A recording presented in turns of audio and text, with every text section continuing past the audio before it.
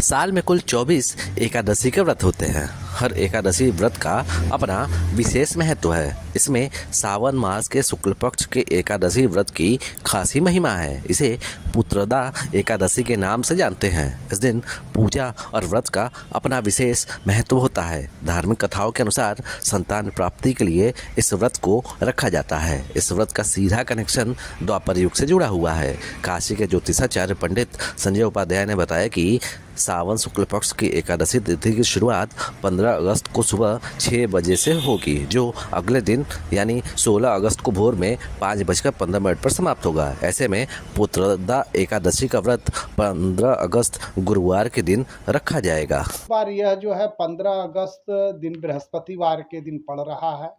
प्रातः 6 बजे से यह एकादशी प्रारंभ होगी, दूसरे दिन 5 बज के कुछ मिनट तक रहेगी। और यह पुत्रदा एकादशी का बहुत बड़ा महत्व है। पुराणों में कथा आती है कि द्वापर युग में महिष्मति नामक राज्य में एक महिजित नाम के राजा थे। वो पुत्रहीन थे, बहुत दान करते थे। तो उनको बहुत कष्ट हुआ कि हम इतना दान करते हैं, सब कुछ करते हैं, लेकिन मुझे संतान नहीं है। तो उन्होंने प्रजा के मध्य में ब्राह्मणों को बुला करके अपनी बात कही।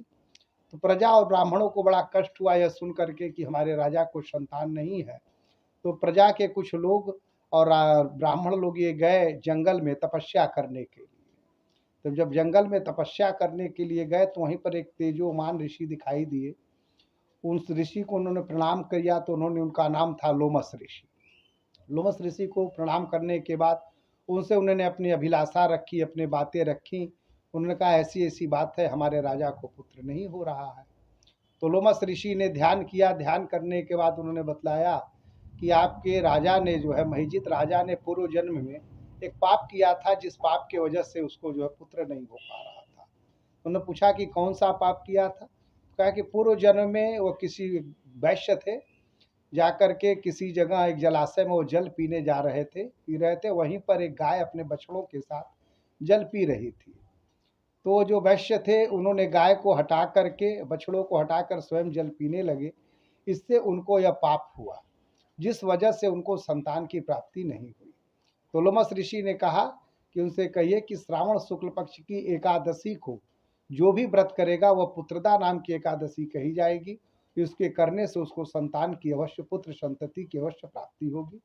तो राजा ने प्रजा के साथ और ब्राह्मणों के साथ इस व्रत को किया।